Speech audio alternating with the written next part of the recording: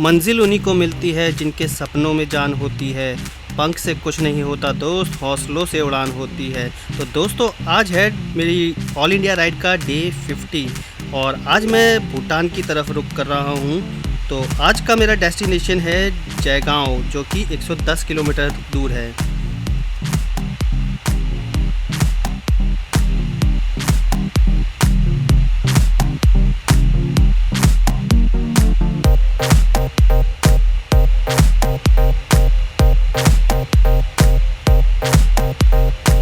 रात को मैंने स्टे किया था माल बाज़ार में और सुबह मैंने राइड स्टार्ट कर दी 8-9 बजे।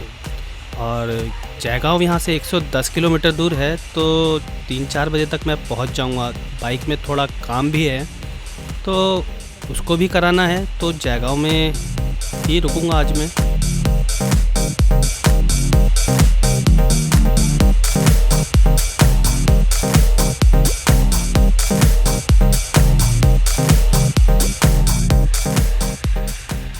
छत पर ट्रैवल करने का भी अपना ही अलग मज़ा है और इनको देखिए कैसे ये मज़े से ऊपर छत पर बैठे हैं।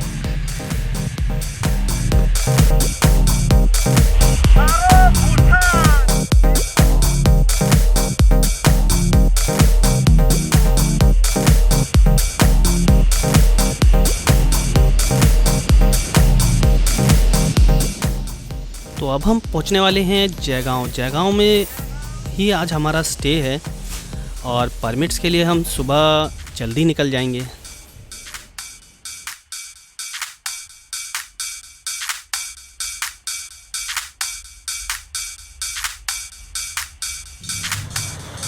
तो दोस्तों अब मैं पहुंच गया हूं जयगांव और जयगांव में ही आज मेरा स्टे है। थोड़ा बाइक में एक काम था तो वो मैं करा रहा हूं। जो लगेज कैरियर था वो मेरा खुल गया था तो उसे वेल्डिंग कराना ज़रूरी था।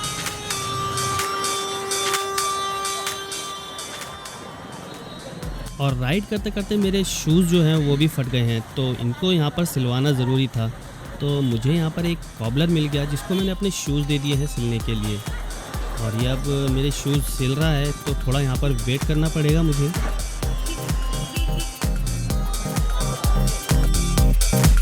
तो दोस्तों आज है राइड का डे 51 और मैं एंटर कर जाऊँगा भूटान में। और भूटान के अंदर एंटर करने के बाद मुझे आरटी ऑफिस से परमिट इशू करवाना होगा। तो परमिट लेने के बाद सीधा मैं आगे निकल जाऊंगा पारो के लिए। तो चलते हैं और लैंड ऑफ थंडर्स ड्रैगन में एंटर करते हैं।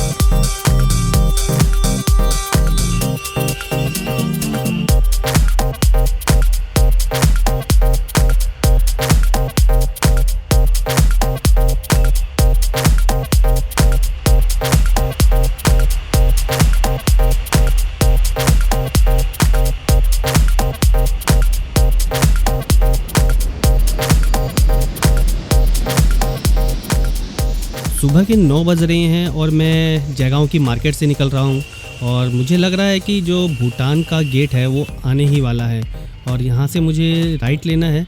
और देखिए वो भूटान का जो गेट है मुझे नज़र आ गया है। तो अब मुझे इसको क्रॉस करना है और आरटी ऑफिस पहुंचना है। मैं बता नहीं सकता कि मैं कितना खुश हूँ क्योंकि मैं एक दूसरी कंट्री में एंटर कर रहा हूँ। मैं पहले भी एक बार नेपाल जा चुका हूँ, लेकिन भूटान को देखना एक बिल्कुल ही अलग एक्सपीरियंस है क्योंकि यहाँ की जो बिल्डिंग्स हैं और यहाँ की जो कल्चर है वो बिल्कुल अलग है।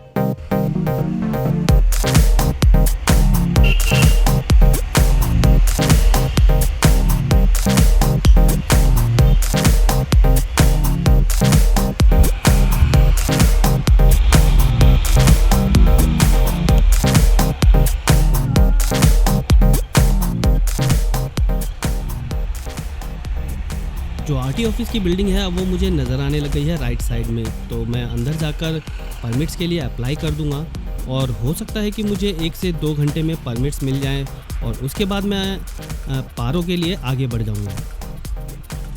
मेरे कुछ दोस्त पहले से ही आरटी ऑफिस पहुंच गए हैं, हो सकता है उन्होंने सारा काम करा लिया हो और जस्ट मुझे अपने आईडी प्रूफ जमा करने पड़ेंगे जिससे कि मुझे भी परमिट्स जल्दी मिल जाएं।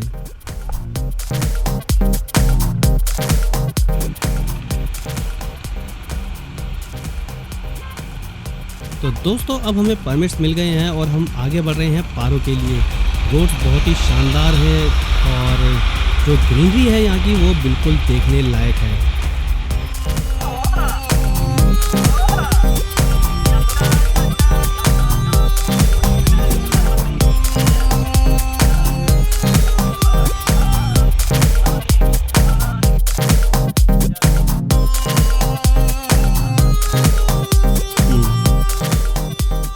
ये भूटान की पहली चेक पोस्ट है और हमने यहाँ पर अपने सारे आईडी प्रूफ दिखा दिए हैं और हमें ग्रीन सिग्नल भी मिल गया है। तो हम आगे बढ़ रहे हैं अब पारो के लिए। और रोड्स बहुत ही शानदार हैं, चारों तरफ जो व्यूज़ हैं यहाँ के वो बहुत ही अच्छे हैं और जो यहाँ का ट्रैफिक सेंस है लोगों का वो बहुत ही अच्छा है, जिससे कि यहाँ पर बाइक चलाने में काफ़ी मज़ा आ रहा है।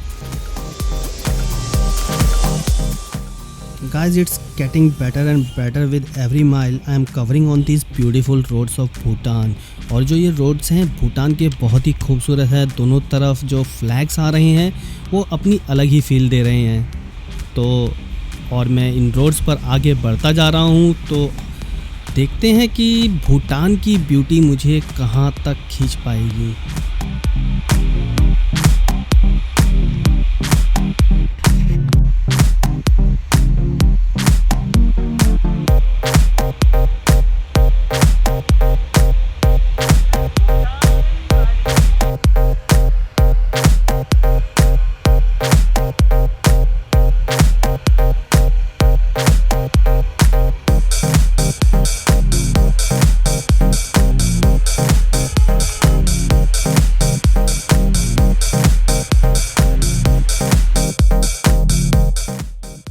मौसम में काफ़ी चेंज आ गया है जैसे जैसे मैं पहाड़ों की तरफ आगे बढ़ रहा हूँ और मुझे लग रहा है कि आगे मुझे काफ़ी ठंड मिलेगी।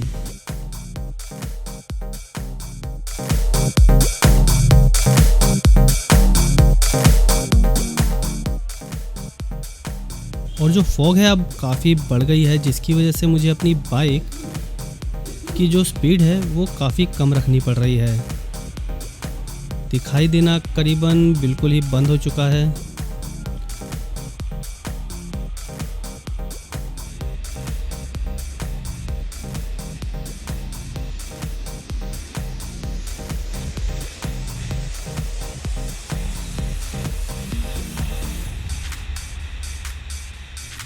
मौसम ने अब खेलना स्टार्ट कर दिया है और मुझे कभी धूप, कभी छाँव, कभी फॉग, ये सारी चीज़ें मिल रही हैं और बाइक चलाने में जो मज़ा आ रहा है वो मैं शब्दों में बयान नहीं कर सकता। This is simply incredible.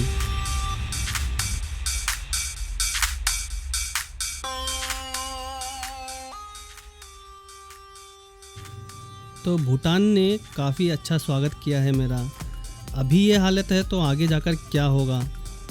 और मुझे चारों तरफ खाली फॉग ही फॉग नज़र आ रही है, जिसकी वजह से मैं बाइक को 30 से ऊपर नहीं चला पा रहा हूँ। और पारो अभी काफ़ी दूर है, तो देखना पड़ेगा कि आज हम पारो पहुँच पाएंगे कि नहीं।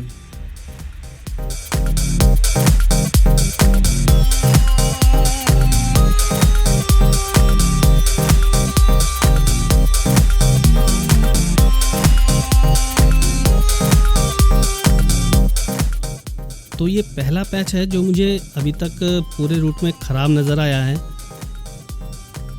वेदर कंडीशन काफ़ी ख़राब हो चुकी है और रोड भी अब ख़राब है। सामने से जो गाड़ी आ रही है वो मुझे पता नहीं चल रहा कि कितनी स्पीड में आ रही है और मुझे काफ़ी कॉशन के साथ बाइक चलानी पड़ रही है।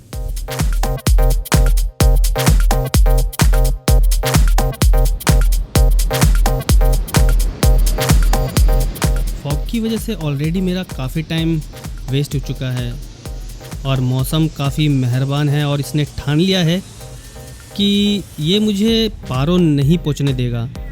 तो देखते हैं कि आज मैं कहां पर स्टे करूंगा और होटल भी मुझे कहीं ना कहीं ढूंढना ही पड़ेगा।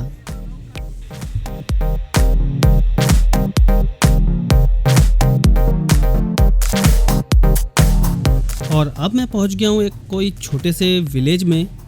दोनों तरफ मुझे बिल्डिंग्स नज़र आ रही हैं जो कि काफ़ी डिफरेंट है। तो मैं यहाँ पर रुककर थोड़ी सी फ़ोटोग्राफ्स वगैरह लूँगा और उसके बाद मैं आगे बढ़ जाऊँगा।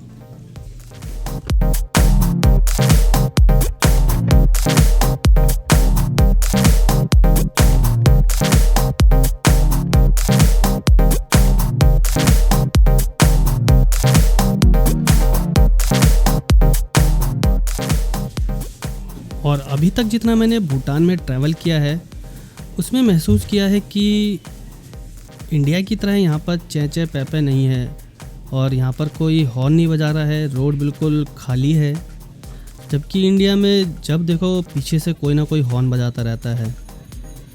तो यहाँ पर राइड करने का बिल्कुल ही अलग मज़ा है और जो अभी तक मेरी राइड रही है वो काफ़ी बढ़िया रही है भूटान की।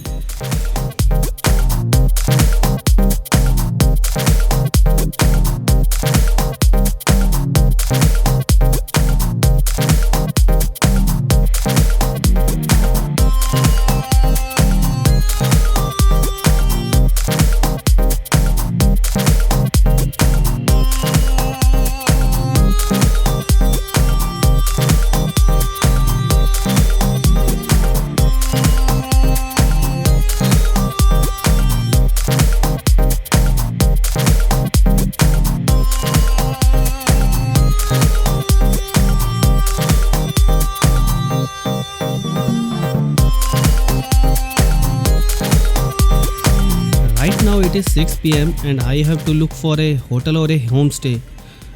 और मुझे कहीं ना कहीं रुकना पड़ेगा क्योंकि शाम होने वाली है और कोई भी होटल या होम स्टे मुझे नज़र आएगा तो आज का स्टे मैं वहीं पर करूँगा।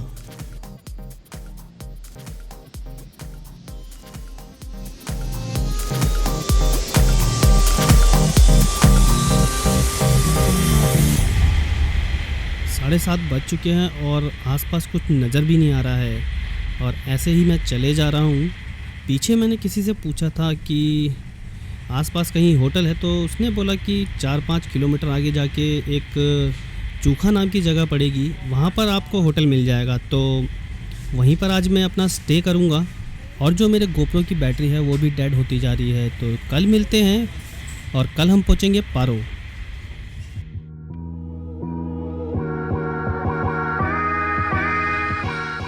तो दोस्तों सुबह के 8 बजने वाले हैं और अब मैं चूखा से पारो के लिए निकल रहा हूँ। पारो पहुँचने के 2 रास्ते हैं, एक हा वैली होते हुए और एक जो नॉर्मल रास्ता है 40 किलोमीटर का। लेकिन मैंने सुना है कि जो हा वैली है वो भूटान की सबसे खूबसूरत वैली है। तो मैं हा वैली होते हुए पारो निकल रहा हूँ।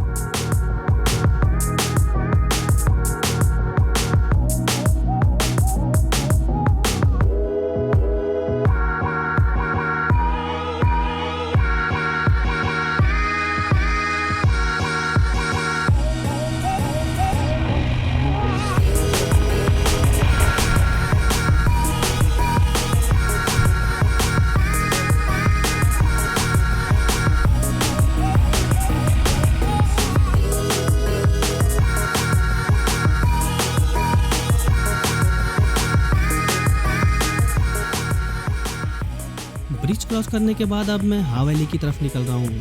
रोड काफ़ी नैरो है यहाँ का और दोनों तरफ मेरे छोटे छोटे विलेजेस पड़ रहे हैं जो कि काफ़ी खूबसूरत हैं।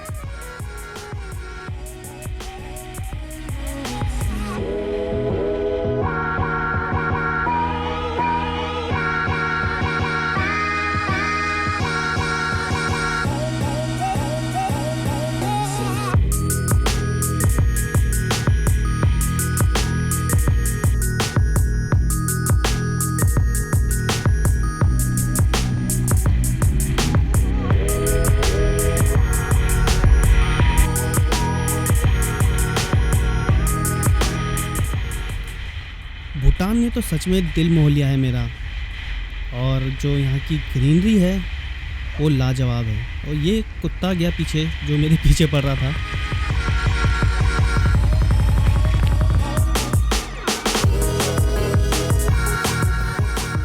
और सामने ही एक और विलेज आ रहा है और ये काफ़ी आबादी वाला लग रहा है। कार्स भी हैं यहाँ पर, लगता है एक टूरिस्ट प्लेस है। लेकिन मुझे रुकना है नहीं और हा वैली जल्दी पहुँचना है।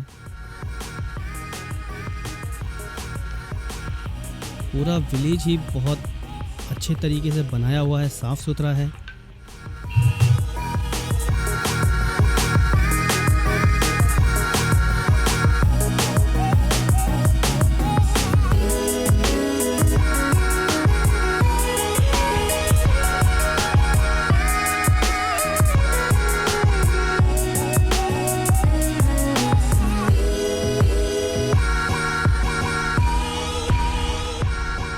क्या शानदार प्लेस है। और मैं कहूँगा कि अगर भूटान कोई घूमने आया है तो हा वैली ज़रूर जाए। जो यहाँ का स्ट्रक्चर है, रोड्स हैं और जो खूबसूरती है वो बिल्कुल ही लाजवाब है।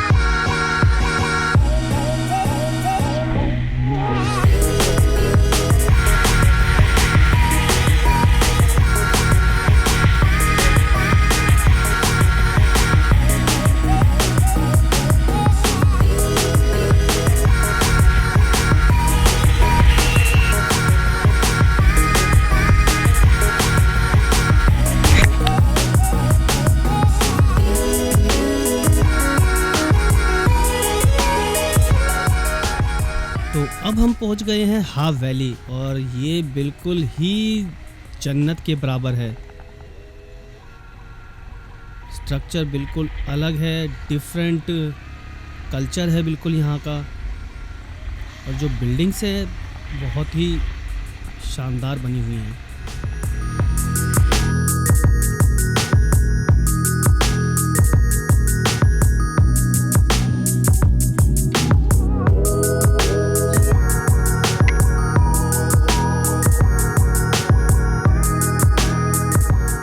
अब मैं पहुंचने वाला हूं भूटान के हाईएस्ट पॉइंट चिलेला पास पर, जो कि कुछ ही दूरी पर है।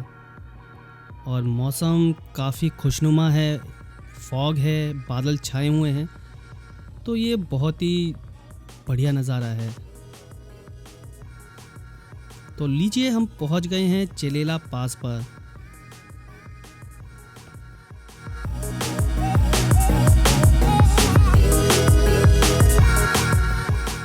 तो दोस्तों अब थोड़ी सी मस्ती और थोड़ी सी ऑफरोडिंग हो जाए चिलेला पास पर। जो व्यू है यहाँ का बहुत ही खूबसूरत है और जो ये दोनों तरफ फ्लैग्स लगे हुए हैं ये बहुत ही शानदार बना दे रहे हैं राइड को। और जब मैं इनके बीच में से निकल रहा हूँ तो क्या फीलिंग आ रही है मैं बता नहीं सकता।